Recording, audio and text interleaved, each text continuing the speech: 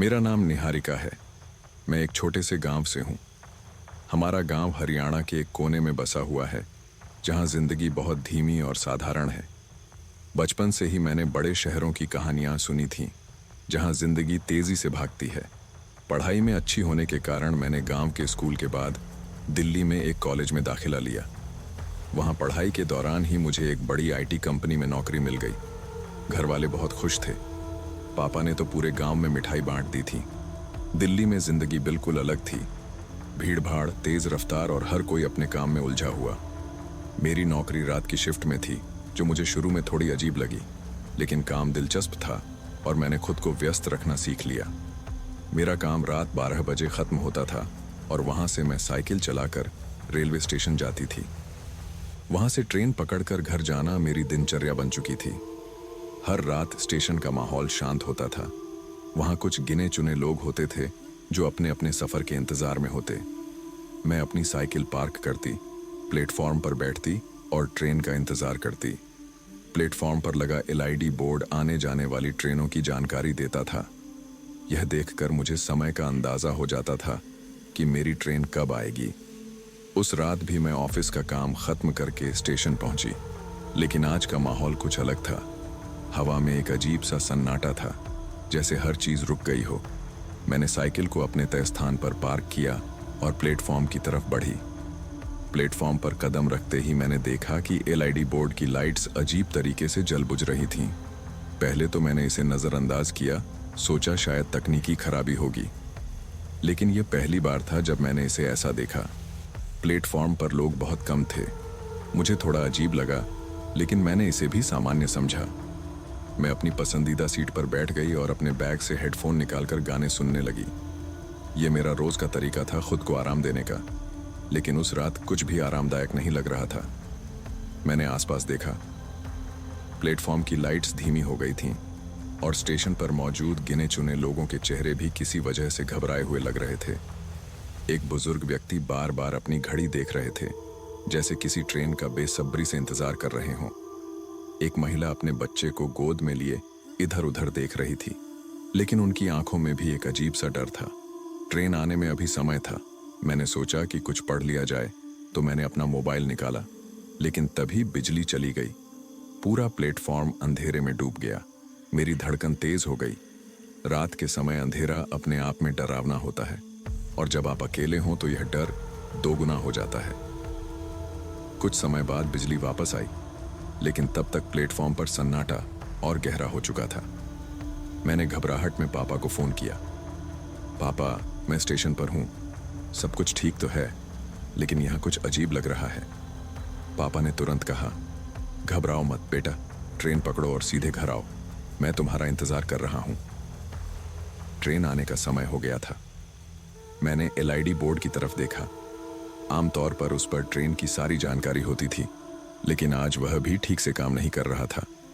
Lights जल बुझ रही थीं और स्क्रीन पर अजीब अजीब आकृतियां बन रही थीं। मैंने इसे अपनी थकान का असर मानते हुए नजरअंदाज किया। थोड़ी देर बाद ट्रेन आ गई। ये वही ट्रेन थी जो मुझे रोज ले जाती थी, लेकिन आज ये खाली थी। सिर्फ कुछ ही लोग उसमें बैठे थे। आमतौर पर इस ट्रेन में अच्छा खासा भीड़ होती थी। मैं अपनी पसंदीदा खिड़की वाली सीट पर बैठ गई। ट्रेन ने चलना शुरू किया। मैंने खिड़की से बाहर देखा। अंधेरे में स्टेशन की लाइट्स पीछे छूटती जा रही थीं। मुझे उस समय तक कुछ भी असामान्य नहीं लगा। मैंने अपना बैग टेक कर सिर टिकाया और आराम करने की कोशिश करने लगी। थकावट इतनी ज्यादा थी कि मेरी आंखें खुद ब खुद बंद हो गईं, लेकिन अचानक मेरी नींद खुली। ऐसा लगा जैसे किसी ने मुझे झकझोरा हो। मैंने इधर उधर देखा। ट्रेन की लाइट्स बंद हो चुकी थीं। पूरा डिब्बा अंधेरे में डूबा हुआ था। खिड़की के बाहर सिर्फ गहरी रात का सन्नाटा था। मुझे समझ नहीं आ रहा था कि यह सब क्या हो रहा है। मैंने घबराकर अपना फोन निकाला। बैटरी कम थी, लेकिन मैंने पापा को फोन किया। पापा, ट्रेन की लाइट्स बंद हो गई हैं। ये रुक ही नहीं रही। मुझे समझ नहीं आ रहा कि क्या करूं। पापा बोले, घबराओ मत, जैसे ही अगला स्टेशन आए उतर जाना, मैं तुम्हें लेने आ जाऊंगा। मैंने राहत की सांस ली, लेकिन ट्रेन अभी भी चलती जा रही थी। समय बीतता जा रहा था और मैं यह सोच रही थी कि अगला स्टेशन कब आएगा। हर गुजरते पल के साथ मेरी घबराहट बढ़ती जा रही थी। तभी मैंने देखा कि ट्रेन की खिड़की के बाहर कुछ परछाइयां दौड़ रही थीं। ऐसा लगा जैसे कोई हमारे साथ साथ भाग रहा हो। मेरे रोंगटे खड़े हो गए। मैंने खुद को शांत करने की कोशिश की। शायद यह मेरी आंखों का धोखा है, मैंने खुद से कहा, लेकिन मेरे दिल में एक अजीब सा डर बैठ गया था। ट्रेन के अंदर की सन्नाटा और बाहर का अंधेरा मेरे दिमाग को बेचैन कर रहा था। मैंने खिड़की से बाहर झांकना बंद कर दिया और अपनी सीट पर ही चुपचाप बैठ गई। मैं पापा के फोन का इंतजार करने लगी, लेकिन कुछ भी सामान्य नहीं हो रहा था। ट्रेन अब भी चल रही थी और ऐसा लग रहा था जैसे यह कभी रुकने वाली नहीं है। मेरा मन कर रहा था कि जाकर ट्रेन के ड्राइवर से बात करूं, लेकिन डर के मारे मैं हिल भी नहीं पा रही थी। मैं उस रात के हर पल को याद करके आज भी कांप जाती हूं। मुझे नहीं पता था कि मेरे साथ क्या होने वाला था। जैसे जैसे ट्रेन अपनी रफ्तार पकड़ रही थी, मेरे मन में बेचैनी बढ़ने लगी। मैंने खिड़की से बाहर देखा। आमतौर पर रास्ते में छोटे छोटे स्टेशनों की लाइट्स और गांव के घरों की मध्यम रोशनी दिखती थी, लेकिन आज बाहर बस अंधेरा था। ऐसा लगा जैसे ट्रेन किसी अनजान दुनिया की ओर जा रही हो। मैंने अपनी सीट पर खुद को थोड़ा आराम से बैठाने की कोशिश की। शायद बिजली का कोई मुद्दा होगा, मैंने खुद को तसल्ली दी। लेकिन दिल के किसी कोने में डर का एक छोटा सा बीज अंकुरित हो चुका था। ट्रेन के कोच के अंदर का माहौल भी अजीब था। आम दिनों में भले ही कोच आधे खाली होते, लेकिन हल्की फुल्की आवाजें, बातचीत या कोई मोबाइल की रिंगटोन सुनाई दे जाती। पर आज ऐसा कुछ भी नहीं था। ट्रेन में एक असहज सन्नाटा पसरा हुआ था। मेरे साथ वाले डिब्बे में एक महिला बैठी हुई थी। उसने लाल रंग की साड़ी पहनी थी और उसका चेहरा हल्की रोशनी में साफ नजर आ रहा था, लेकिन उसकी आंखें बार बार इधर उधर देख रही थीं, जैसे वह किसी चीज को ढूंढ रही हो। मैंने उससे बात करने की हिम्मत जुटाई। माफ कीजिए, क्या आपको पता है ये ट्रेन इतनी अजीब क्यों लग रही है? सब कुछ ठीक तो है? महिला ने मेरी तरफ देखा, लेकिन उसने कोई जवाब नहीं दिया। उसकी आंखें गहरी और थकी हुई लग रही थीं। वह बस मुझे घूरती रही। मैंने तुरंत नजरें हटा लीं। शायद मैंने गलत वक्त पर सवाल किया था, लेकिन उस पल मुझे ऐसा महसूस हुआ कि कुछ बहुत गलत होने वाला है। थोड़ी देर बाद मैंने ट्रेन के दूसरे हिस्से में देखा। वहां एक बुजुर्ग आदमी बैठे हुए थे। वह कुछ बुदबुदा रहे थे। मैंने ध्यान से सुनने की कोशिश की, लेकिन उनकी आवाज इतनी धीमी थी कि कुछ समझ नहीं आ रहा था। अब ट्रेन के अंधेरे में हर छोटी आवाज डरावनी लग रही थी। जैसे जैसे मिनट बीत रहे थे, मेरी धड़कन तेज होती जा रही थी। मैंने अपने बैग से फोन निकाला। बैटरी कम थी, लेकिन मैंने सोचा पापा को फिर से फोन कर लूं। शायद उनकी आवाज सुनकर मुझे थोड़ी हिम्मत मिलेगी। फोन की स्क्रीन पर पापा का नाम फ्लैश हो रहा था।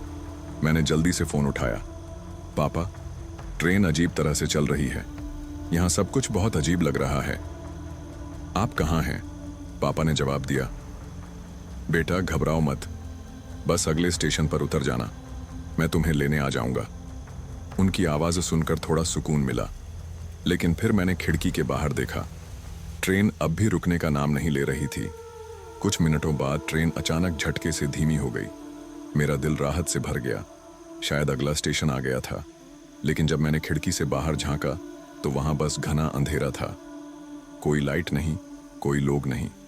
मैंने सोचा शायद स्टेशन का बिजली कनेक्शन खराब होगा। ट्रेन पूरी तरह रुक गई थी। मैंने हिम्मत जुटाई और अपनी सीट से उठी। मैं दरवाजे के पास गई और बाहर झांकने लगी। प्लेटफॉर्म बहुत पुराना लग रहा था। पत्थरों पर काई जमी हुई थी।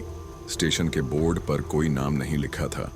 चारों तरफ घना अंधेरा था और मुझे अपनी परछाई तक नजर नहीं आ रही थी। मैंने पापा को फोन किया। पापा, यहाँ कोई लाइट नहीं है, स्टेशन का नाम भी नहीं दिख रहा, क्या करूं? पापा ने कहा, बेटा, डरने की जरूरत नहीं, किसी से पूछ लो कि यह कौन सा स्टेशन है। मैंने आसपास देखा, लेकिन वहां कोई नहीं था। ट्रेन का डिब्बा अब भी खाली था। मैंने हिम्मत जुटाकर प्लेटफॉर्म पर कदम रखा। जैसे ही मैं बाहर आई, एक ठंडी हवा का झोंका मेरे चेहरे से टकराया।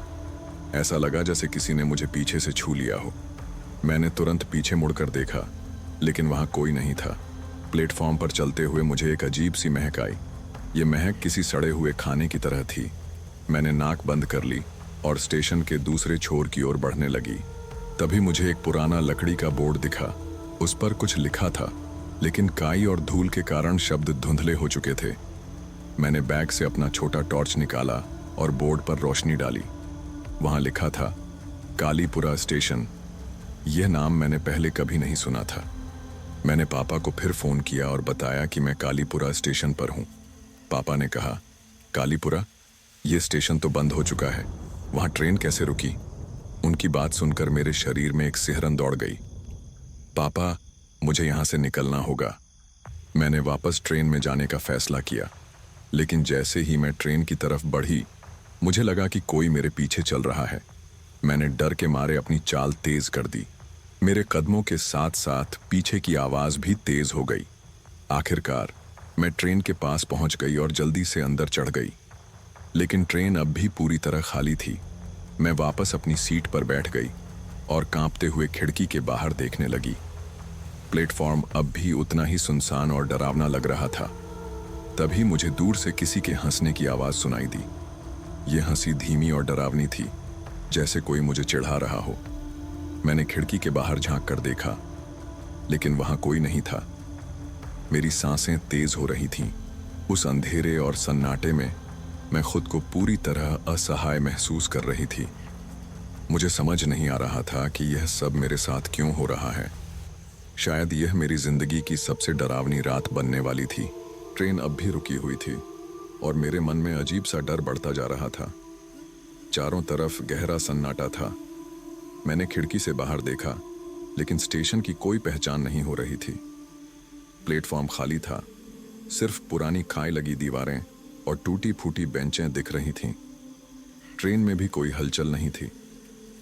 ऐसा लग रहा था जैसे मैं किसी सुनसान दुनिया में पहुंच गई हूं। मैंने घबराहट में अपने बैग से पानी की बोतल निकाली और एक घूंट पिया। मेरे हाथ कांप रहे थे और हर छोटी सी आवाज मुझे चौंका रही थी। तभी मुझे ट्रेन के अगले डिब्बे से किसी के चलने की आवाज सुनाई दी। ऐसा लगा जैसे कोई धीरे धीरे मेरी तरफ आ रहा हो। कौन हो सकता है? मैंने मन ही मन सोचा। मैंने हिम्मत जुटाई और दरवाजे की ओर बढ़ी। दरवाजे के पास पहुंचकर मैंने अगले डिब्बे की ओर झांका, लेकिन वहां कोई नहीं था। पर मेरे दिल की धड़कन तेज हो रही थी। आवाज अब बंद हो चुकी थी, लेकिन मुझे ऐसा महसूस हो रहा था जैसे कोई छिपकर मुझे देख रहा हो। मैंने अपने फोन को चेक किया। बैटरी लगभग खत्म हो चुकी थी। पापा को फिर से कॉल करना चाहिए, मैंने सोचा। मैंने तुरंत पापा का नंबर डायल किया। पापा, यहाँ कुछ अजीब हो रहा है। ट्रेन अब भी रुकी है और मुझे डर लग रहा है। पापा ने कहा, बेटा हिम्मत रखो, मैं पुलिस को कॉल कर रहा हूँ। तुम ट्रेन में ही रहना, बाहर मत जाना। उनकी बात सुनकर मुझे थोड़ी राहत मिली, लेकिन मैं अब भी बेचैन थी। तभी मुझे लगा कि कोई खिड़की के बाहर खड़ा है। मैंने खिड़की के पास जाकर देखा, लेकिन वहां कोई नहीं था। पर प्लेटफॉर्म की दूसरी ओर अंधेरे में एक परछाई सी दिख रही थी। वह परछाई धीरे धीरे मेरी तरफ बढ़ रही थी। मैंने तुरंत पर्दा खींच दिया और सीट पर जाकर बैठ गई। मेरी सांसें तेज हो रही थीं और मैं मन ही मन दुआ कर रही थी कि यह डरावनी रात जल्द खत्म हो जाए। थोड़ी देर बाद ट्रेन अचानक फिर से चलने लगी। मेरे चेहरे पर राहत की एक हल्की मुस्कान आई। शायद अब सब कुछ ठीक हो जाएगा, मैंने सोचा। लेकिन ट्रेन के चलने के साथ ही माहौल और भी अजीब होता जा रहा था। खिड़की के बाहर कुछ भी साफ नजर नहीं आ रहा था। ऐसा लग रहा था जैसे ट्रेन किसी घने जंगल के बीच से गुजर रही हो। पेड़ों, मुझे ड्राइवर से बात करनी चाहिए, मैंने खुद से कहा। मैं धीरे धीरे डिब्बे के अंदर चलने लगी। ट्रेन का हर हिस्सा सुनसान और खाली लग रहा था। जब मैं गार्ड रूम के पास पहुंची तो दरवाजा बंद था। मैंने दरवाजा खटखटाया। क्या यहाँ कोई है? ट्रेन में क्या हो रहा है? मैंने जोर से पूछा। कोई जवाब नहीं आया। मैंने दोबारा खटखटाया, लेकिन अंदर से बस सन्नाटा था। मेरे पैर अब ठिठक गए थे। मैंने दरवाजे की झिड़ी से अंदर झांकने की कोशिश की, लेकिन वहां अंधेरा था। तभी मुझे दरवाजे के पीछे से किसी के सांस लेने की आवाज सुनाई दी। यह आवाज धीमी और भारी थी, जैसे कोई मेरे बहुत करीब खड़ा हो। मैं डर के मारे पीछे हट गई। मेरी आंखों के सामने अजीब अजीब ख्याल आने लगे। क्या यहाँ कोई छिपा हुआ है या फिर मैं ही कुछ गलत देख रही हूँ? तभी ट्रेन एक झटके से फिर रुक गई। मैं गिरते गिरते बची। अब ट्रेन बिल्कुल सुनसान जगह पर रुक गई थी। मैंने खिड़की से बाहर देखा, लेकिन वहां न कोई स्टेशन था और न ही कोई सड़क, सिर्फ घना जंगल था। यह ट्रेन आखिर कहाँ जा रही है? मैंने खुद से कहा। मैंने वापस अपनी सीट पर लौटने का फैसला किया।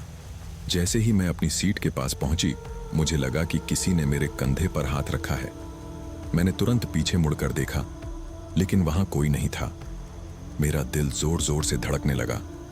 मैं सीट पर बैठकर खुद को शांत करने की कोशिश कर रही थी। तभी ट्रेन के छत से किसी चीज के गिरने की आवाज आई। मैंने ऊपर देखा, लेकिन कुछ नहीं दिखा, पर मेरे रोंगटे खड़े हो गए थे। मैंने खिड़की से बाहर झांका तो मुझे जंगल के बीच से एक लाल रोशनी आती हुई दिखी। वह रोशनी धीरे धीरे ट्रेन की तरफ बढ़ रही थी। ऐसा लग रहा था जैसे कोई उस रोशनी के साथ ट्रेन का पीछा कर रहा हो। मैंने फोन निकाला और पापा को फिर से कॉल करने की कोशिश की, लेकिन इस बार फोन में नेटवर्क नहीं था। अब क्या करूं? मैंने घबराते हुए सोचा। तभी ट्रेन के कोच में एक अजीब सी आवाज गूंजने लगी। यह आवाज किसी के रोने की थी। मैंने डरते डरते चारों तरफ देखा, लेकिन कोच में कोई नहीं था। फिर मुझे महसूस हुआ कि वह आवाज मेरे पीछे से आ रही थी। मैंने हिम्मत करके पीछे देखा। एक महिला जिसकी आंखें लाल थीं और बाल बिखरे हुए थे, धीरे धीरे मेरी तरफ बढ़ रही थी। उसके चेहरे पर एक अजीब सी मुस्कान थी जो डरावनी लग रही थी। मैंने जोर से चिल्लाया और अपनी सीट से उठकर दूसरे डिब्बे की ओर भागने लगी। ट्रेन के हर कोच में वही सन्नाटा और वही डरावना माहौल था। मेरे कदम तेज हो रहे थे और मेरे पीछे उस महिला की हंसी की आवाज गूंज रही थी। मैं भागते भागते ट्रेन के आखिरी डिब्बे तक पहुंच गई। वहां पहुंचकर मैंने दरवाजा खोलने की कोशिश की, लेकिन दरवाजा जाम था। मैं अब पूरी तरह से फंस चुकी थी। मेरी आंखों से आंसू निकलने लगे। तभी ट्रेन अचानक फिर से चलने लगी। मैं दीवार का सहारा लेकर खड़ी हो गई। खिड़की से बाहर अब भी वही लाल रोशनी नजर आ रही थी। ऐसा लग रहा था जैसे वह रोशनी मुझे ट्रेन के अंदर से देख रही हो। यह सब क्या हो रहा है? मैं इस ट्रेन से कैसे निकलूं? मेरे मन में बस यही सवाल थे। अब ट्रेन की रफ्तार और तेज हो चुकी थी। मैं वापस अपनी सीट पर लौटने का फैसला किया, लेकिन मेरे कदम कांप रहे थे। हर छोटी छोटी आवाज मुझे डरा रही थी। जैसे ही मैं अपनी सीट पर पहुंची, मैंने अपने बैग से एक छोटी सी पूजा की माला निकाली। मेरी माँ ने मुझे इसे हमेशा अपने साथ रखने को कहा था। मैंने माला को अपने हाथ में पकड़ा और मन ही मन भगवान का नाम लेने लगी। ट्रेन के अंदर का माहौल अब और भी डरावना हो गया था।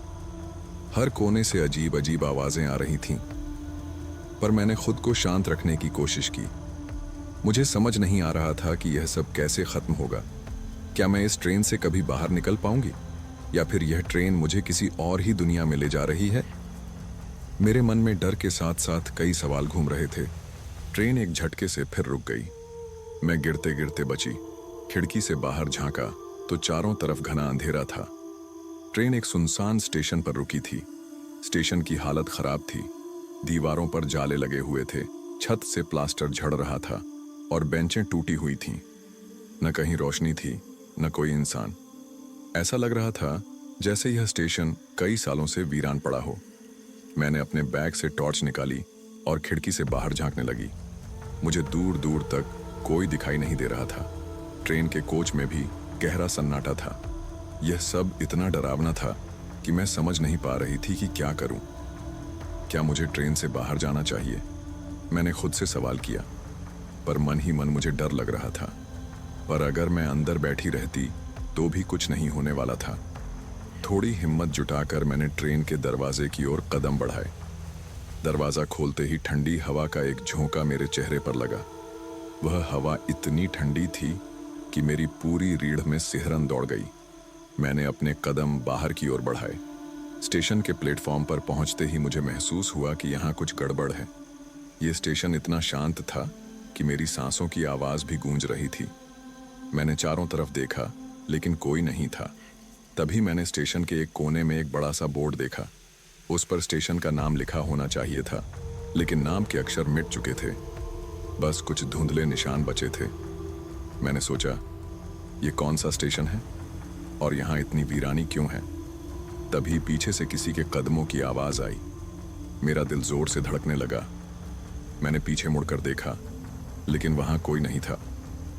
मेरी टॉर्च की रोशनी सिर्फ टूटी हुई बेंचों और काई लगी दीवारों पर पड़ रही थी। मैंने धीरे धीरे प्लेटफॉर्म पर चलना शुरू किया। हर कदम के साथ मेरा डर बढ़ता जा रहा था। तभी मुझे प्लेटफॉर्म के एक कोने में एक पुराना फोन बूथ नजर आया। मैंने सोचा, शायद इस फोन से पापा को कॉल कर सकूं। फोन बूथ के पास पहुंचकर मैंने देखा कि उसका दरवाजा खुला हुआ था। मैंने अंदर झांका। बूथ के अंदर एक पुराना टेलीफोन रखा था, जिसके तार कटे हुए थे। पर जैसे ही मैंने टेलीफोन को छुआ, वह अचानक बजने लगा। मैंने डरते हुए रिसीवर उठाया। रिसीवर से एक धीमी और डरावनी आवाज सुनाई दी, यहां से भाग जाओ, नहीं तो। उस आवाज ने मुझे झकझोर दिया। मैंने तुरंत रिसीवर वापस रख दिया और फोन बूथ से बाहर निकल आई। मेरा दिल जोर जोर से धड़क रहा था। तभी मैंने देखा कि प्लेटफॉर्म के दूसरे छोर पर एक अजीब सी परछाई खड़ी है। वह परछाई बिल्कुल स्थिर थी, लेकिन उसकी आंखें चमक रही थीं। मैंने टॉर्च की रोशनी उस ओर डाली, लेकिन परछाई वहीं खड़ी रही। मैंने घबराकर अपने कदम तेज कर लिए, पर वह परछाई अब मेरी ओर बढ़ने लगी थी। मैं डर के मारे दौड़ने लगी। प्लेटफॉर्म पर दौड़ते दौड़ते मुझे ऐसा लग रहा था कि वह परछाई मेरे और करीब आ रही है। भागते भागते मैं स्टेशन के एक और कोने में पहुंच गई। वहां एक पुराना वेटिंग रूम था। मैंने बिना कुछ सोचे दरवाजा खोला और अंदर चली गई। वेटिंग रूम की हालत भी स्टेशन की तरह ही खस्ता थी। अंदर एक पुरानी लकड़ी की बेंच पड़ी थी और दीवारों पर धूल की मोटी परत जमी हुई थी। मैंने दरवाजा बंद कर लिया और उसे अंदर से लॉक कर दिया। मैंने अपनी टॉर्च को बेंच पर रखा और बैठ गई। मेरी सांसें तेज चल रही थीं। अब मैं क्या करूं? मैंने खुद से कहा। तभी मुझे महसूस हुआ कि वेटिंग रूम में मैं अकेली नहीं हूं। मुझे किसी के सांस लेने की आवाज सुनाई दी। मैंने धीरे धीरे टॉर्च उठाई और कमरे में चारों तरफ रोशनी डाली, पर वहां कोई नहीं था, लेकिन आवाज अब भी आ रही थी। मैंने दीवार के एक कोने में देखा। वहां एक काले कपड़े में लिपटा हुआ कोई बैठा था। उसका चेहरा ढका हुआ था, लेकिन उसकी आंखें मेरी तरफ देख रही थीं। मैं डर के मारे वहीं खड़ी रह गई। वह धीरे धीरे उठने लगा। उसका कद लंबा था और उसकी हरकतें अजीब थीं। वह मेरी ओर बढ़ने लगा। मैंने बिना सोचे समझे दरवाजा खोला और बाहर दौड़ पड़ी। वह अजीब प्राणी अब मेरे पीछे था। उसकी तेज आवाजें मेरे कानों में गूंज रही थीं। मैं दौड़ते दौड़ते वापस ट्रेन की ओर जाने लगी। मेरी सांसें थक चुकी थीं, लेकिन मैं रुक नहीं सकती थी। प्लेटफॉर्म के बीच में पहुंचते ही मैंने देखा कि ट्रेन अब भी वहीं खड़ी थी। मैंने अपनी पूरी ताकत लगाकर ट्रेन के दरवाजे की ओर दौड़ लगाई। जैसे ही मैं ट्रेन के अंदर पहुंची, मैंने दरवाजा बंद कर लिया। ट्रेन के अंदर का माहौल अब भी वैसा ही डरावना था। मैंने खिड़की से बाहर देखा। वह प्राणी प्लेटफॉर्म पर खड़ा था और मुझे घूर रहा था। उसकी आंखें अब और भी चमक रही थीं। मैंने बैग से अपनी माला निकाली और जोर जोर से भगवान का नाम लेने लगी। तभी ट्रेन अचानक चलने लगी। मेरी आंखों से आंसू निकलने लगे। यह सब क्या हो रहा है? मैं यहां कैसे फंस गई? मेरे मन में बस यही सवाल गूंज रहे थे। अब ट्रेन फिर से तेजी से चल रही थी। खिड़की के बाहर अंधेरा था और मुझे कुछ भी समझ नहीं आ रहा था। मेरा दिल अब भी तेजी से धड़क रहा था। क्या मैं इस डरावनी रात से बाहर निकल पाऊंगी? मैंने खुद से कहा, पर मेरे सवालों का जवाब देने वाला कोई नहीं था। ट्रेन रफ्तार पकड़ चुकी थी। मैं सीट पर बैठकर भारी भारी सांसें ले रही थी। मेरे हाथ अभी भी कांप रहे थे। खिड़की के बाहर घना अंधेरा और वीरान जगह नजर आ रही थीं। न कोई घर, न कोई स्ट्रीट लाइट और न ही कोई इंसान। ऐसा लग रहा था जैसे मैं किसी और दुनिया में पहुंच गई हूं। मैंने धीरे धीरे अपने फोन को बैग से निकाला और पापा को कॉल करने की कोशिश की। फोन की बैटरी अभी बची हुई है, जल्दी से पापा को कॉल करूं, मैंने खुद से कहा। लेकिन जैसे ही मैंने स्क्रीन पर पापा का नंबर डायल किया, नेटवर्क गायब हो गया। स्क्रीन पर लिखा था, नो सर्विस। यह सब क्या हो रहा है? मेरे मन में डर और सवाल दोनों उमड़ रहे थे। मैंने फोन को वापस बैग में रख दिया और खिड़की से बाहर देखने लगी। बाहर कुछ भी नजर नहीं आ रहा था, बस अंधकार और सन्नाटा। तभी ट्रेन के अंदर से एक अजीब सी आवाज आई। ऐसा लगा जैसे कोई मेरे डिब्बे में चल रहा हो। मेरा दिल जोर जोर से धड़कने लगा। मैंने धीरे धीरे अपने चारों तरफ देखा। डिब्बा खाली था, लेकिन आवाजें अब भी आ रही थीं। कौन हो सकता है? क्या मैं अकेली नहीं हूं? मैंने डरते हुए सोचा। मैंने हिम्मत जुटाई और अपनी सीट से उठकर आवाज की दिशा में जाने लगी। ट्रेन के हर कोने में अजीब सा अंधेरा छाया हुआ था। हर कदम के साथ मेरा डर बढ़ता जा रहा था। जब मैं आवाज के करीब पहुंची तो देखा कि एक सीट पर एक पुरानी फटी हुई किताब रखी थी। किताब के पन्ने अपने आप पलट रहे थे। मेरे पैर जड़ हो गए। मैं कुछ देर तक बस उसे देखती रही, फिर धीरे धीरे हिम्मत करके किताब उठाई। किताब के पन्नों पर कुछ अजीब सी लिपि में लिखा हुआ था, जिसे मैं पढ़ नहीं पा रही थी। तभी ट्रेन एक झटके से रुक गई। मैं किताब को छोड़कर झट से खिड़की के पास भागी। ट्रेन एक घने जंगल के बीच रुकी थी। पेड़ों की लंबी छायाएं खिड़की के शीशे पर पड़ रही थीं। हवा में अजीब सी सिहरन थी।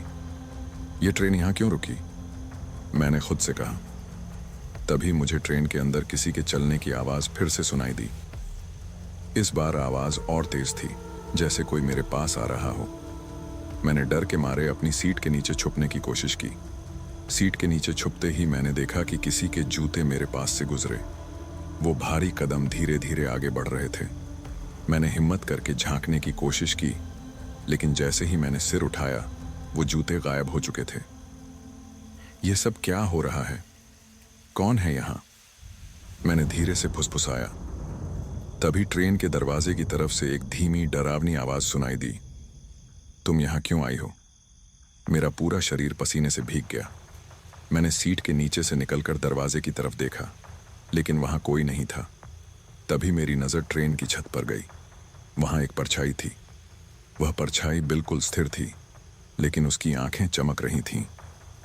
मैंने अपनी टॉर्च उठाई और उस पर रोशनी डाली, लेकिन वह परछाई गायब हो गई। क्या मैं कोई सपना देख रही हूं? मैंने खुद को चुटकी काटी, लेकिन यह सब सच था। मैंने हिम्मत करके ट्रेन के दरवाजे की तरफ कदम बढ़ाए।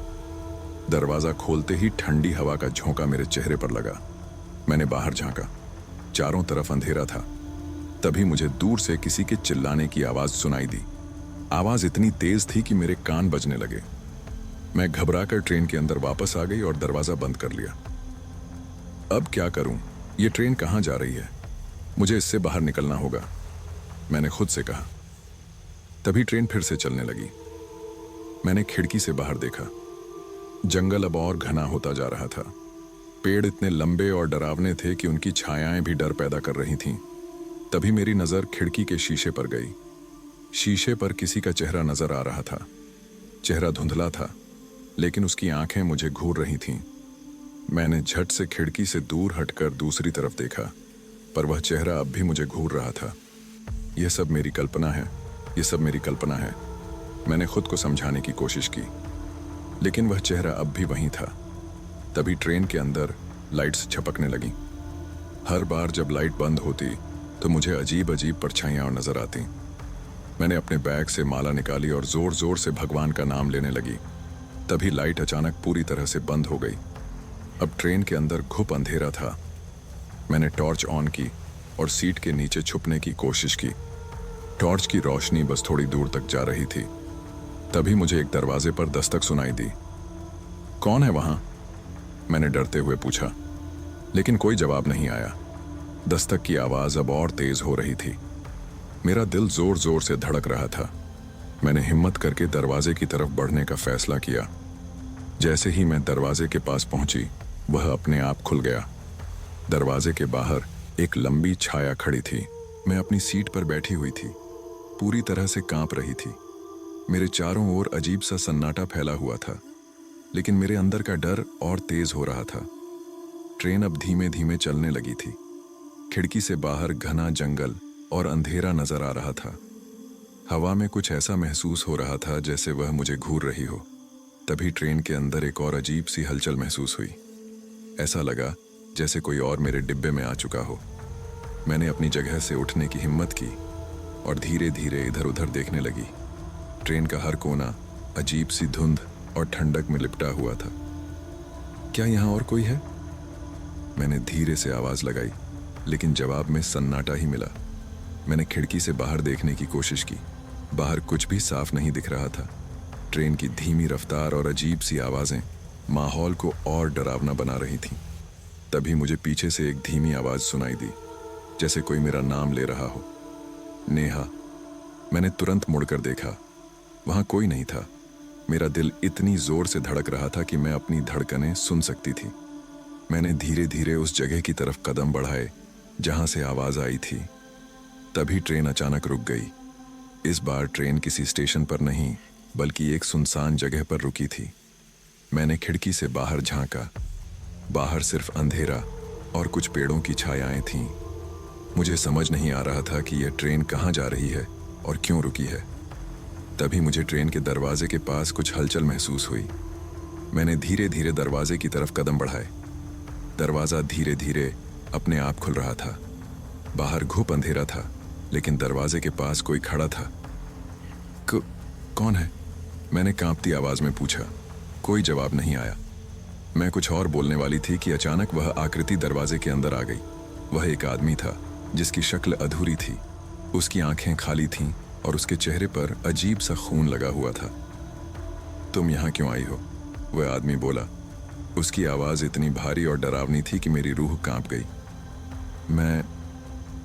मैं इस ट्रेन में सफर कर रही थी, मैंने डरते डरते कहा। उस आदमी ने मेरी बात पर कोई ध्यान नहीं दिया। वह धीरे धीरे मेरी तरफ बढ़ने लगा। मैं घबराकर पीछे हटने लगी। यह ट्रेन तुम्हें वापस नहीं ले जाएगी, अब तुम फंस चुकी हो, उसने कहा। क्या मतलब? मैंने कांपते हुए पूछा। उसने मेरी तरफ इशारा करते हुए कहा, यह ट्रेन उन लोगों के लिए है जो भटक गए हैं। अब तुम इस दुनिया में नहीं हो। मेरे पैर जैसे जमीन में धंस गए। नहीं, यह सच नहीं हो सकता, मैंने चिल्लाते हुए कहा। तभी उसने एक खतरनाक हंसी हंसी और गायब हो गया। ट्रेन फिर से चलने लगी। मैं पसीने में भीगी हुई सीट पर वापस जाकर बैठ गई। यह सब क्या हो रहा है? ये ट्रेन कहाँ जा रही है? और यह आदमी कौन था? मेरे मन में सवालों का तूफान उमड़ रहा था। तभी मेरी नज़र ट्रेन के अंदर रखे एक बड़े बैग पर पड़ी। वह बैग पहले वहां नहीं था। मैंने धीरे धीरे उसकी तरफ कदम बढ़ाए। बैग के पास पहुंचकर मैंने उसे खोलने की कोशिश की। जैसे ही मैंने बैग खोला, उसमें से अजीब सी दुर्गंध आई। बैग के अंदर खून से लथपथ कपड़े और कुछ पुरानी चीजें थीं। उनमें एक डायरी भी थी। मैंने वह डायरी उठाई और उसे पढ़ने लगी। डायरी में लिखा था, यह ट्रेन उन आत्माओं का घर है जो अपनी जिंदगी में भटक गई थीं। जो लोग इस ट्रेन में चढ़ते हैं वे कभी वापस नहीं जाते। मेरे हाथ कांपने लगे। क्या मैं भी इस ट्रेन में फंस गई हूं? मैंने खुद से कहा। डायरी के आखिरी पन्ने पर एक नाम लिखा था, अंशुमान। यह नाम मैंने पहले कहीं सुना है, लेकिन कहां? मैं सोचने लगी।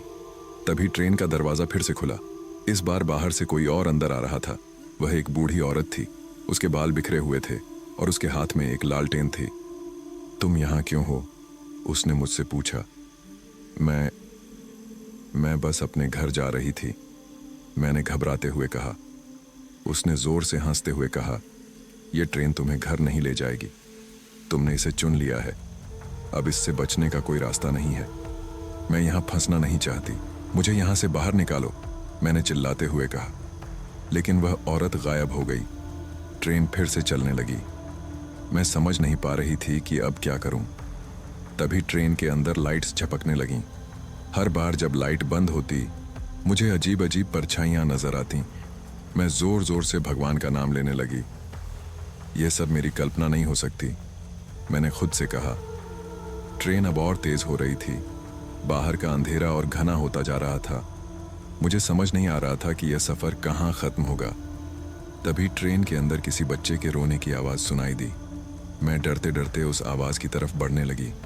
एक कोने में एक छोटी सी लड़की बैठी थी। तुम कौन हो? मैंने उससे पूछा। मुझे यहाँ फंसा दिया गया है, मुझे घर जाना है, वह बोली। किसने तुम्हें फंसाया? मैंने पूछा। वह कुछ नहीं बोली। अचानक वह लड़की गायब हो गई। ये सब क्या हो रहा है? मेरे मन में डर और सवाल दोनों थे। तभी ट्रेन रुक गई। इस बार मैं दरवाजे की तरफ भागी। दरवाजा खोलते ही मैं चौंक गई। बाहर एक पुराना स्टेशन था, लेकिन वहां कोई नहीं था। क्या ये मेरी आखिरी मंजिल है? मैंने खुद से कहा। ट्रेन रुक चुकी थी और बाहर घुप अंधेरा फैला हुआ था। मैं दरवाजे के पास खड़ी थी, लेकिन नीचे उतरने की हिम्मत नहीं जुटा पा रही थी। ठंडी हवा ने मेरे चेहरे को छुआ, जिससे मेरा डर और बढ़ गया। ट्रेन के डिब्बे में सिर्फ मैं थी और अब ऐसा लग रहा था जैसे ट्रेन भी मुझे यहाँ छोड़कर कहीं चली जाएगी। क्या मुझे नीचे उतरना चाहिए? मैंने खुद से सवाल किया। मेरे कदम भारी हो रहे थे, लेकिन अंततः मैं ट्रेन से नीचे उतर ही गई। स्टेशन बहुत पुराना और सुनसान लग रहा था। जगह जगह घास उगी हुई थी और स्टेशन की दीवारों पर काई जमी हुई थी। ऐसा लग रहा था जैसे यह स्टेशन सालों से इस्तेमाल में नहीं है। मैंने इधर उधर देखा। स्टेशन पर एक भी इंसान नहीं था, सिर्फ सन्नाटा था और हवा के साथ पेड़ों की आवाजें सुनाई दे रही थीं। मैंने सोचा, यह कौन सी जगह है और मैं यहाँ कैसे पहुंची? तभी मुझे स्टेशन पर लगे एक पुराने बोर्ड पर नजर पड़ी। बोर्ड पर नाम लिखा था नागपुर जंक्शन, लेकिन वह नाम आधा मिट चुका था। बोर्ड पर खून के धब्बे भी थे जो ताजे नहीं लग रहे थे। मेरा दिल और तेज धड़कने लगा। यह जगह इतनी डरावनी क्यों लग रही है? मैंने खुद से कहा। मैंने अपने मोबाइल की बैटरी चेक की। मोबाइल अब भी बंद था। मेरे पास कोई रास्ता नहीं था। मैंने स्टेशन के चारों ओर देखने की कोशिश की। वहां एक पुराना वेटिंग रूम था जिसकी खिड़कियां टूटी हुई थीं। मैंने सोचा, शायद वहां कुछ मिल जाए। मैंने धीरे धीरे वेटिंग रूम की तरफ कदम बढ़ाए। हर कदम के साथ ऐसा लग रहा था जैसे कोई मुझे देख रहा हो। मेरी नजरें हर तरफ दौड़ रही थीं, लेकिन कोई भी नजर नहीं आ रहा था। जब मैं वेटिंग रूम के पास पहुंची तो दरवाजा अजीब सी आवाज के साथ खुला। अंदर घुप अंधेरा था। मैंने अपनी टॉर्च ऑन की। कमरे के अंदर टूटी कुर्सियां और बिखरे कागज पड़े हुए थे। ऐसा लग रहा था जैसे यहां कोई तूफान आया हो। तभी मेरी नजर एक टेबल पर पड़ी। उस पर एक पुरानी डायरी रखी हुई थी। मैंने डरते डरते वह डायरी उठाई। उसकी जिल्द फटी हुई थी और उसमें खून के धब्बे लगे हुए थे। मैंने पहली पंक्ति पढ़ी। अगर तुम यह पढ़ रहे हो तो समझ लो कि अब तुम्हारे पास ज्यादा समय नहीं है। मेरा दिल जोर से धड़कने लगा। मैंने डायरी को बंद कर दिया और बाहर जाने की कोशिश की। तभी मुझे अपने पीछे किसी के चलने की आवाज सुनाई दी। कौन है वहां? मैंने कांपती हुई आवाज में पूछा। कोई जवाब नहीं आया। मैंने पीछे मुड़कर देखा, लेकिन वहां कोई नहीं था। मुझे यहां से भागना होगा, मैंने खुद से कहा। मैं तेजी से वेटिंग रूम से बाहर निकली और स्टेशन के दूसरे हिस्से की तरफ भागने लगी। वहां एक पुराना स्टोर रूम था। मैंने सोचा, शायद यहां से बाहर निकलने का कोई रास्ता मिले। स्टोर रूम का दरवाजा बंद था, लेकिन मैंने उसे जोर से धक्का दिया। दरवाजा खुल गया। अंदर अंधेरा था और एक अजीब सी बदबू आ रही थी। मैंने अपनी टॉर्च जलाई। अंदर जमीन पर बिखरी हुई हड्डियां थीं। यह नजारा इतना डरावना था कि मैं तुरंत पीछे हट गई। तभी मुझे एक औरत की आवाज सुनाई दी। तुम यहां क्यों आई हो? मैंने चारों तरफ देखा, लेकिन वहां कोई नहीं था। आवाज फिर आई, इस बार और करीब से। यह जगह तुम्हारे लिए नहीं है। मैं चीख पड़ी और स्टोर रूम से बाहर भागी। बाहर आकर मैंने देखा कि स्टेशन पर अजीब सी धुंध छा रही थी। धुंध के बीच से एक आकृति मेरी तरफ बढ़ रही थी। मैंने डरते डरते उस आकृति को देखने की कोशिश की। वह एक आदमी था जिसकी आंखें लाल थीं और वह सीधा मेरी तरफ बढ़ रहा था। तुम यहां से नहीं बच सकती, उसने कहा। कौन हो तुम? मुझे यहां से जाने दो, मैंने चिल्लाते हुए कहा। उसने खतरनाक हंसी हंसी और गायब हो गया। मैं जोर जोर से रोने लगी। मुझे समझ नहीं आ रहा था कि अब क्या करूं। तभी मुझे स्टेशन के एक कोने में एक पुराना फोन बूथ नजर आया। मैंने सोचा, शायद इससे मदद मिल सके। मैं भागते हुए फोन बूथ के पास पहुंची। फोन बूथ पूरी तरह से धूल और मकड़ी के जालों से ढका हुआ था। मैंने फोन उठाया और डायल करने की कोशिश की। फोन से अजीब सी आवाज आई, तुम बच नहीं सकती। फोन मेरे हाथ से गिर गया। मेरी हालत खराब हो चुकी थी। मैं स्टेशन से बाहर निकलने का रास्ता ढूंढने लगी, लेकिन जितना मैं आगे बढ़ती, स्टेशन उतना ही बड़ा होता जा रहा था। यह जगह क्या है? मैं यहां से कैसे बाहर निकलूं? मैंने खुद से कहा। तभी मुझे स्टेशन के एक कोने में एक पुराना आदमी नजर आया। वह लकड़ी की बेंच पर बैठा हुआ था। और एक पुराना रेडियो सुन रहा था। बाबा, यहां से बाहर जाने का रास्ता कहाँ है? मैंने उससे पूछा।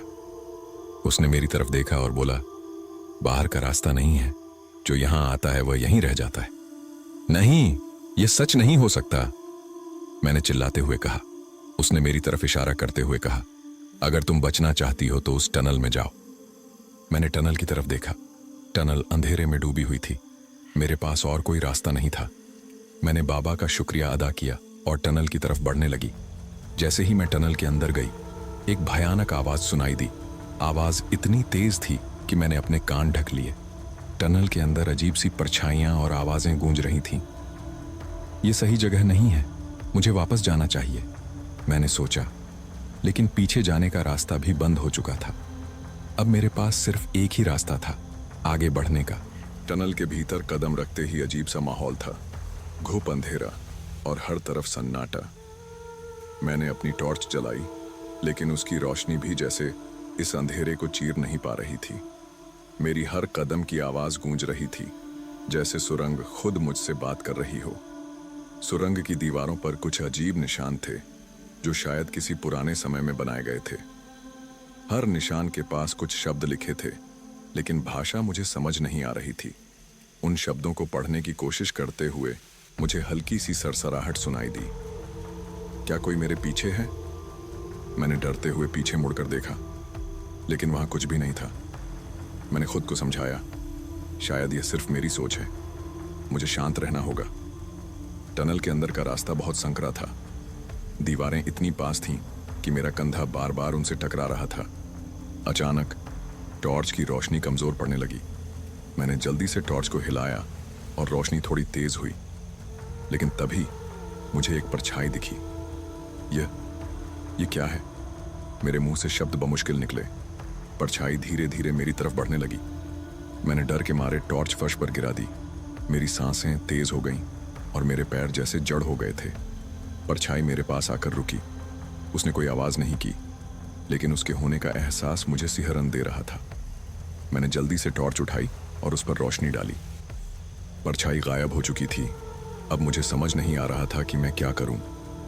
मैंने मन ही मन सोचा, यह जगह सच में भूतिया है। मुझे यहां से बाहर निकलने का कोई रास्ता ढूंढना होगा। मैंने फिर से चलना शुरू किया। सुरंग के अंदर हवा ठंडी हो रही थी और उसकी आवाज गूंज रही थी। ऐसा लग रहा था जैसे कोई मेरा पीछा कर रहा हो। कुछ दूर चलने के बाद मुझे सुरंग के अंदर एक दरवाजा नजर आया। वह लोहे का दरवाजा बहुत पुराना और जंग लगा हुआ था। मैंने दरवाजे को खोलने की कोशिश की, लेकिन वह टस से मस नहीं हुआ। तभी पीछे से एक आवाज आई, उसे खोलने का कोई फायदा नहीं है। मैंने जल्दी से पलट कर देखा। एक बूढ़ी औरत मेरे सामने खड़ी थी। उसकी आंखें सफेद थीं और उसका चेहरा अजीब तरह से विकृत था। तुम कौन हो? मैंने डरते हुए पूछा। उसने मुस्कुराते हुए कहा, तुम्हें यहां नहीं आना चाहिए था। मैं यहां फंस गई हूं, मुझे बाहर का रास्ता बताओ, मैंने गिड़गिड़ाते हुए कहा। वह हंसने लगी और उसकी हंसी इतनी डरावनी थी कि मेरी रीढ़ की हड्डी तक सिहर उठी। यह सुरंग सिर्फ बाहर से आने वालों को फंसाने के लिए है, यहां से कोई बाहर नहीं जा सकता, उसने कहा। मुझे उसके शब्दों पर यकीन नहीं हो रहा था। मैंने दरवाजे को फिर से खोलने की कोशिश की, लेकिन वह वैसे ही बंद रहा। अगर तुम बाहर जाना चाहती हो तो तुम्हें बलिदान देना होगा, उसने कहा। क्या बलिदान? मैं कुछ भी करने को तैयार हूं, बस मुझे यहां से जाने दो, मैंने रोते हुए कहा। उसने मेरी तरफ देखा और कहा, तुम्हें अपनी आत्मा का सौदा करना होगा। मैं चौंक गई। नहीं, मैं ऐसा कुछ नहीं कर सकती, उसने फिर से हंसते हुए कहा। तो फिर यहीं रहो, यह जगह तुम्हारी कब्र बन जाएगी। इतना कहकर वह गायब हो गई।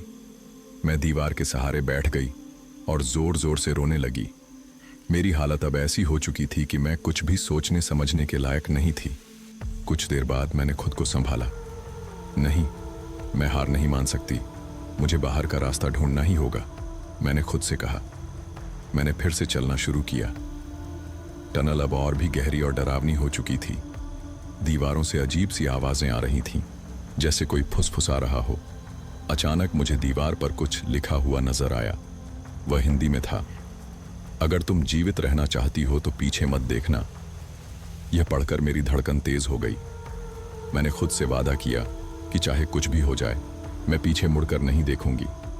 जैसे ही मैं आगे बढ़ी, मुझे ऐसा लगा जैसे कोई मेरे पीछे चल रहा हो, लेकिन मैंने हिम्मत करके पीछे नहीं देखा। आगे चलकर टनल 2 रास्तों में बंट गई। मैं उलझन में थी कि कौन सा रास्ता चुनूं। तभी मुझे एक हल्की सी रोशनी दाईं तरफ के रास्ते से आती हुई दिखी। मैंने उसी रास्ते पर चलने का फैसला किया। जैसे जैसे मैं रोशनी के करीब पहुंची, मुझे एक छोटा सा कमरा नजर आया। कमरे के बीचों बीच एक दीपक जल रहा था और उसके चारों तरफ कुछ अजीब सी आकृतियां बनी हुई थीं। कमरे के अंदर घुसते ही दरवाजा अपने आप बंद हो गया। अब मैं पूरी तरह से फंस चुकी थी। कमरे के अंदर की दीवारों पर खून से कुछ लिखा हुआ था। मैंने उसे पढ़ने की कोशिश की। जो भी इस कमरे में आएगा, उसकी आत्मा हमारी होगी। मैं डर के मारे चिल्ला पड़ी। दीपक की लौ अचानक तेज हो गई और कमरे के कोने से अजीब सी परछाइयां बाहर आने लगीं। वे परछाइयां मेरे चारों तरफ घूमने लगीं। मैंने जोर से चिल्लाकर कहा, मुझे छोड़ दो, मैं यहां गलती से आई हूं। एक परछाई मेरे सामने आकर रुकी और बोली, तुमने हमारी जगह को अपवित्र किया है, अब तुम नहीं बच सकती। मैंने कुछ नहीं किया, मुझे यहां से जाने दो, मैंने गिड़गिड़ाते हुए कहा। तभी कमरे की दीवारें हिलने लगीं और ऐसा लग रहा था जैसे पूरा टनल टूटने वाला हो। मैंने कमरे के दरवाजे को खोलने की कोशिश की, लेकिन वह जाम हो चुका था। अब मैं क्या करूं? मैंने खुद से कहा। तभी मेरे दिमाग में बाबा की बात याद आई, साहस रखो और अपने दिल की सुनो। मैंने अपनी आंखें बंद की और मन ही मन भगवान से प्रार्थना की।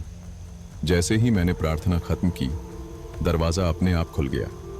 मैंने बिना समय बर्बाद किए कमरे से बाहर भागने का फैसला किया। टनल के अंदर अब अजीब सी रोशनी हो रही थी। मैं जितनी तेज भाग सकती थी, भागी। मुझे नहीं पता था कि मैं कहां जा रही हूं, लेकिन मुझे यकीन था कि मुझे बाहर का रास्ता मिलेगा। आगे एक बड़ा गड्ढा था और मुझे उसे पार करना था। मैंने अपनी सारी ताकत जुटाई और छलांग लगाई। मैं गिरते गिरते बची, लेकिन मैंने गड्ढा पार कर लिया। जैसे ही मैंने आगे बढ़ना शुरू किया, मुझे सुरंग के अंत में एक रोशनी नजर आई। शायद यही बाहर का रास्ता है, मैंने खुद से कहा। रोशनी के करीब पहुंचते ही मुझे महसूस हुआ कि यह रोशनी सिर्फ मेरा भ्रम थी। मेरे सामने फिर से एक दरवाजा था। क्या यह दरवाजा मुझे बाहर ले जाएगा या यह भी एक और जाल है? मेरे दिल की धड़कन तेज हो गई थी।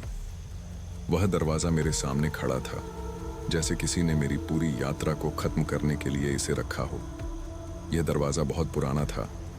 उसकी लकड़ी घिसी हुई और कटी हुई थी, जैसे इसे सालों से नहीं खोला गया हो। ऊपर की ओर कुछ अजीब से चिन्ह उकेरे हुए थे।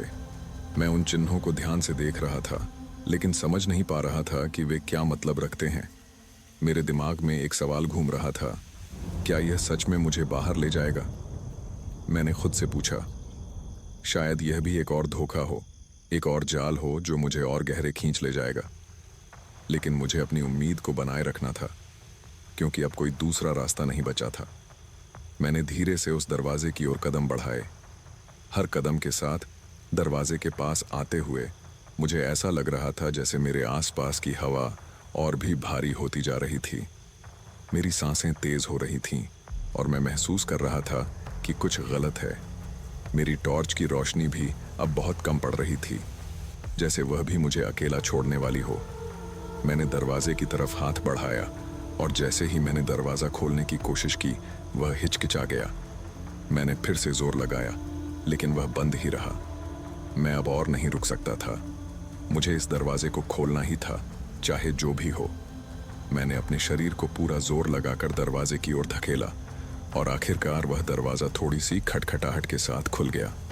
दरवाजे के खुलते ही मुझे अंदर की जगह का एक अजीब दृश्य दिखा। यह कोई साधारण कमरा नहीं था। अंदर की दीवारों पर बड़े बड़े शीशे लगे थे और उन शीशों के अंदर एक अंधेरे से कोने में मुझे कुछ हलचल नजर आई। वहां कुछ था जो धीरे धीरे मेरे पास आ रहा था। मुझे समझ में नहीं आ रहा था कि यह क्या था। मैं हल्का सा कांपने लगा, लेकिन किसी तरह अपने डर को काबू करने की कोशिश की। क्या तुम यहां से भागने के लिए तैयार हो? एक आवाज आई जो मुझे पूरी तरह से चौंका गई। यह आवाज मेरे सामने से आई थी लेकिन वहां कोई नहीं था। मैं सोच में पड़ गया कि यह आवाज कहां से आई। मुझे याद आया कि पहले भी इस सुरंग में एक औरत की आवाज मुझे सुनाई दी थी। क्या वह वही थी? तुम मुझे छोड़ क्यों नहीं देते? मैंने डरते हुए आवाज के अंदर सवाल किया। तुम यहां से बाहर नहीं जा सकते। वही आवाज फिर से आई, लेकिन अब वह और भी घनी हो गई थी। यह जगह तुमसे अपनी आत्मा ले लेगी। मैं बुरी तरह से कांप रहा था। नहीं, मैं यहां से बाहर जाना चाहता हूं, मैंने चिल्लाकर कहा। लेकिन उस आवाज ने मुझे जवाब नहीं दिया। मुझे लगा जैसे मुझे फंसाने के लिए एक नया जाल रच लिया गया हो। मुझे डर था कि अगर मैंने एक कदम भी पीछे हटने की कोशिश की तो वह मुझे पकड़ लेंगे। मैंने अपनी आंखें बंद की और खुद से कहने लगा, मैं डर नहीं सकता, मुझे बाहर निकलना है। मेरे भीतर एक ताजगी सी महसूस होने लगी। मुझे समझ में आया कि मुझे इस डर को काबू करना होगा। तभी अचानक मेरी टॉर्च की रोशनी ने एक और झटका लिया। एक क्षण के लिए सब कुछ अंधेरे में डूब गया। मेरे चारों ओर शोर और हवाओं का एक भयंकर तूफान जैसा माहौल हो गया। मुझे अब और रुकना नहीं था। मैंने उस कमरे से बाहर जाने का निश्चय किया, लेकिन जैसे ही मैंने मुड़कर दरवाजे की ओर कदम बढ़ाए, मुझे उस आवाज ने फिर से पुकारा, क्या तुम सच में बाहर जाना चाहते हो? मैंने बिना कुछ सोचे जवाब दिया, हाँ, मुझे बाहर जाना है। और फिर मैंने जोर से दरवाजे की तरफ कदम बढ़ाए। अचानक से दरवाजा पूरी तरह से बंद हो गया। अब मुझे समझ में आया कि यह सब एक घातक खेल था। मैं फंसा हुआ था। दरवाजा बंद हो चुका था और मैं अंदर था, बिना किसी रास्ते के। मुझे समझ में आया कि अब मेरे पास कोई और विकल्प नहीं था। मैंने अपनी सारी ताकत जुटाई और दरवाजे को एक बार फिर से खोलने की कोशिश की। मेरी टॉर्च का जलना बंद हो चुका था और पूरा कमरा अब सिर्फ अंधेरे से भरा हुआ था। मुझे अब केवल अपने शरीर की धड़कनें सुनाई दे रही थीं। तभी अचानक से दरवाजे पर कुछ हलचल हुई। दरवाजा खुद ब खुद खुलने लगा। मुझे लगा जैसे मैं एक नई उम्मीद को देख रहा हूं, लेकिन मुझे यह समझ में आ चुका था कि यह सुरंग अब मुझे शांति से बाहर जाने नहीं देगी। जैसे ही दरवाजा खुला, एक कटा हुआ चेहरा मेरे सामने आ खड़ा हुआ। वह चेहरा बिल्कुल मरा हुआ सा दिख रहा था, जैसे कोई शव खड़ा हो। उसकी आंखें पूरी तरह से कटी हुई थीं और उसके चेहरे पर जख्म के निशान थे। वह धीरे धीरे मेरी ओर बढ़ने लगा। तुम क्या चाहते हो? मैंने कांपते हुए पूछा। तुम्हें यहां से बाहर जाने नहीं दिया जाएगा, उसने कहा, और उसकी आवाज में एक अजीब सा दबाव था। तुम्हें मेरी मदद चाहिए क्या? मैंने फिर से पूछा, लेकिन उसकी तरफ से कोई प्रतिक्रिया नहीं आई। मेरे मन में अब एक ही सवाल था, क्या मैं सच में यहां से बाहर जा पाऊंगा? वह मरे हुए चेहरे वाला व्यक्ति अब मेरे सामने खड़ा था। मेरी सांसें तेज हो गईं और मेरे शरीर में हलचल मच गई। मुझे नहीं पता था कि मुझे आगे क्या करना चाहिए, लेकिन मुझे अब यह एहसास हुआ कि शायद मेरी अपनी इच्छा शक्ति ही मुझे बाहर निकलने का रास्ता दे सकती है। मैं डरने वाला नहीं हूं, मैंने खुद से कहा, और उस अंधेरे में घेरते उस चेहरे को नकारते हुए मैं तेजी से बाहर की ओर दौड़ने लगा। मैं तेजी से दौड़ता चला जा रहा था, जैसे मेरी जिंदगी इसी एक पल पर टिकी हो। उस अंधेरे सुरंग में मेरे कदम हलक रहे थे और घबराहट मेरे शरीर को जकड़े हुए थी। हर कदम के साथ मुझे लगता था कि शायद यह मेरा आखिरी कदम होगा। शायद अब मुझे बाहर जाने का कोई रास्ता नहीं मिलेगा।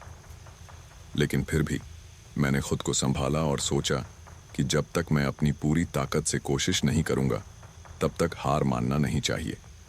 मेरे दिमाग में बहुत से सवाल चल रहे थे। यह सब क्या है? कहां जा रहा हूं मैं? क्या यह सच में कोई सपने जैसा नहीं है? लेकिन फिर मैं समझा, यह सब किसी और वजह से हो रहा था। शायद मुझे इसे पूरी तरह से समझने की जरूरत थी, लेकिन किसी भी हालत में मुझे डर के आगे नहीं झुकना था। मुझे हर हाल में बाहर जाना था, चाहे जैसे भी हो। मैंने अपनी आंखें पूरी तरह से बंद की और फिर से खुद को संभालने की कोशिश की। मेरे हाथ में एक पुरानी टॉर्च थी, जो अब बहुत कम रोशनी दे रही थी।